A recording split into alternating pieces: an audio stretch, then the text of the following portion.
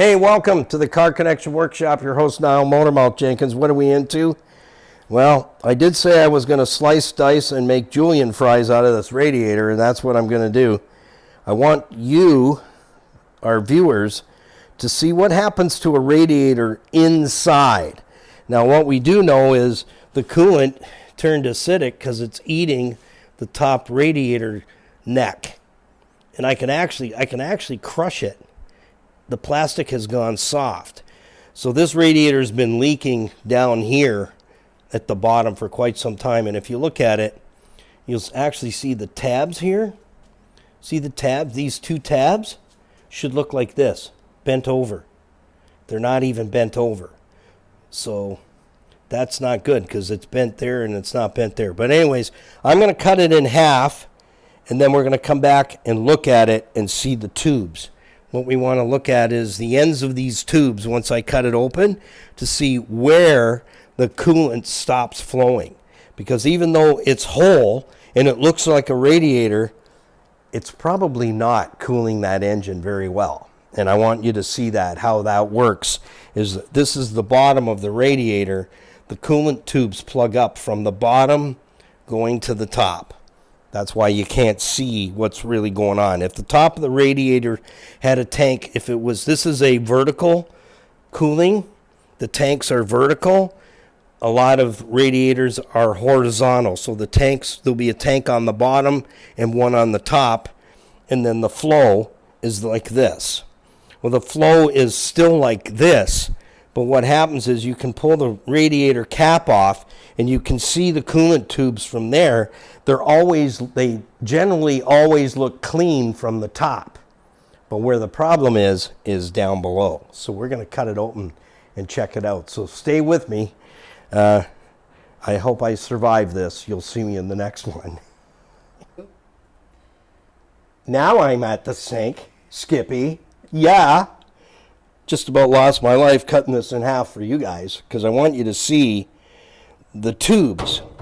Now see each one of these slits that has a gap? That is one of these coolant tubes. So this is the lower portion of the radiator. Where this port is, that is the switch that turns on the electric cooling fan. So this is perfect for me to push some pressured water through there. And what we want to see is the flow through each one of these slits. Now some of them I've kind of mashed over with the cutter, but what I'm more concerned about is this lower end. How many of these tubes do we have good flow coming out of? So I'm going to turn on the water, and it's going to fill this portion of the radiator. And what we should be seeing is the fluid is just gushing out of those tubes. And you can see there is flow, but it's not really good. It's kind of, wouldn't you say it's kind of trickling out of there? This should be squirting out of, even though I've closed off some of them by cutting them, the ones that are open should be squirting straight out, a stream of water the entire width of the opening. And as you can see, let's see if we can give it a little more pressure, because we get lots of pressure here in the shop. See if we can get really good flow. And so when you take a radiator in to get it checked for flow, it should be gushing, and we're just getting a trickle of fluid out. See that? Each one of these, even the ones that are wide open, there's only a trickle coming out. So that tells me the tubes are calcified down here, because each tube comes all the way across the radiator to the other tank. So I got a fair amount of pressure on there right now, and I only have a very little bit of flow. And as I said, see the width of the tube is about an inch, maybe an inch and a quarter. The water should be coming out like a blade, and we just have a trickle, which tells me the flow is not that great at all. Is actually, if you look right here, you can see what looks like a little bead. That's where the water is actually coming out. It's not coming out the top or the bottom, it's just kind of open in the middle. so you can see where the water's coming. So this radiator is calcified inside the tubes. Is the coolant flowing? Yeah. Is it really flowing? No. And I'll see if I can bring on some more pressure without wearing it. But right now, if this radiator was good, this whole thing would be shooting water across the floor. And it's not. And I got a good seal here too on the hole. So this shows you, yeah, it's got crossflow, but not much. So is the radiator doing a super job cooling? No, it isn't. So this was definitely going to be and create a serious failure. We have, see where the flow is? We have reasonable flow in the top 1, 2, 3, 4, 5, 6 rows of tubes. Maybe I would even give that one a little bit. It's just barely coming out of the bottom. So this is the top of the radiator, and I said to you they calcify from the bottom up. Well, this whole radiator has a problem. The best flow is in the first 6 tubes. So that means you're getting some flow, cross flow, but not very much. So cooling system, destined to fail. And what would be the result? Well, if you want to go back and watch what happens when a cooling system's ignored, you can look at all the videos from the 1997 Jeep TJ Wrangler, which is what put that vehicle in the wrecking yard. It blew the engine up real good. It blew the engine up to the point where the cooling system had failed so bad that it actually blew, and you can see this, we showed it in the video, it blew the neck, right, this is the upper radiator hose, it blew this right off the tank, gone, was totally gone, the whole top of the tank about that much gone, and you can see that in the videos for the 97 Jeep TJ Wrangler, is that's how important cooling systems are. And when you neglect them, you're not getting any free driving, friends. That's when you're going to pay the piper. And it's going to happen. That radiator right there was definitely running this engine hotter than it should. And the problem we have with today's cars is a lot of them don't have a temperature gauge, so to speak. You have a cold, K, and then you have an H, hot. And then you have a center point. So where is the temperature really? What is it really reading? I have that on the FJ. I know where it normally runs. And now you can watch the videos on that. I did a cooling system upgrade. That radiator's working 100%. I know where that needle sits, but many of you won't have any idea that the needle's climbing up a little more than usual. Because here's the thing. Here's a radiator fan. We might as well show that while we have this out. This is what's going to cool the radiator. And you can see coolant right here. That's what that green is, because this is the bottom. I'm going to clean this all off and paint it, and I'll paint this too and do a nice job of it when it goes back in. But this is your electric radiator fan. When does that turn on? That fan turns on at 212 to 225. Boiling temperature of water is what? Little math work here.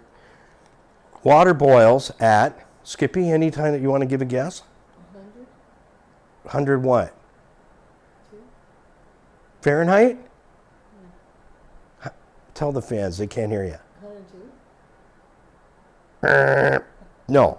Water boils at 212 to 225. The reason the engine won't overboil on you at 212 to 225 is because of antifreeze. But again, the antifreeze has to be blended correctly, 50-50 blend. So 50% filtered water, not tap water. It has to be filtered water. We can't have any minerals in that mix. So we need 50% super silicone solicitate, phosphate-free. Hello, phosphate-free over here. It's telling you it has to be phosphate-free. So the 50-50 blend prevents the cooling system from overheating. So this fan is triggered by this switch. This goes in that bottom port I just showed you on the radiator where I put my hose into the bottom. This is the switch that tells the fan to come on. So the temperature gauge will be showing you the needle going up, but in this car as well, it doesn't show you the temperature. It's just showing you where the needle is. So when that needle's there, what temperature is that? I don't know. I would have to use my thermal heat gun to tell you exactly what the block is running at, and that's where I would take my reading right here. Upper radiator hose, the thermostat housing. I'm going to go right to the thermostat housing, but there's a secret. The thermostat's down there on this car, on this Volkswagen. Thermostat's in the bottom hose, not the top hose. So I would need to point down there with my thermal heat gun while it's running to be able to tell you, is it getting ready to tell this guy, this thermal switch, to turn on that fan. And if the fan doesn't turn on, then you will boil over immediately following that. Because once that fan is, this switch sees 225, it had better turn that fan on, because literally in about 3 minutes, you're going to boil over. And it's going to blow the lid right off of here and just be percolating. So I wanted you to see that, some more cooling system. And I'm going to talk about that in one of the upcoming podcasts very, very soon as we get into fall vehicle maintenance, because now is the time where you want to, if you have an older car, you want to discover all this before the winter gets here. You want to get through this and get these things fixed before it leaves you on the side of the road, because your vehicle will overheat exactly the same in December or January as it would in July or August. If it's in an overheat situation, it doesn't matter if it's minus 40 outside. Well, minus 40 probably be okay. But if it's minus 40, I'm putting another log on the fire, and don't call me, I'll call you. So till next time, thanks for stopping by. I hope you learned a few things. I survived cutting the radiator, a perfectly good radiator, in half for you. But that is the story behind a radiator. And you have, this is the other half with the rest of the tubes, and we could test it the same way.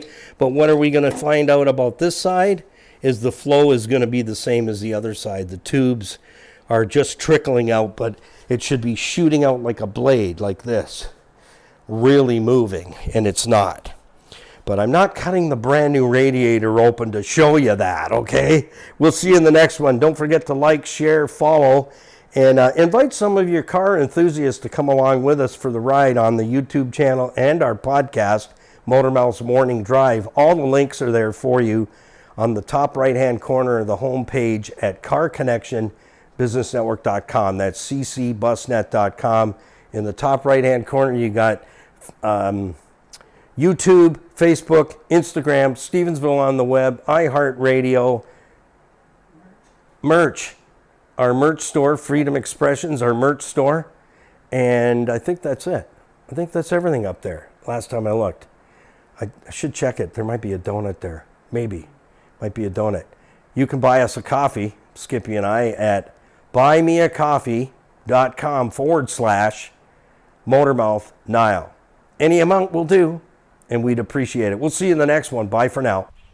Oh, yeah.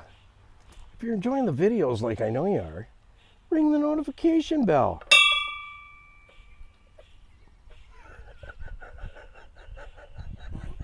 It works.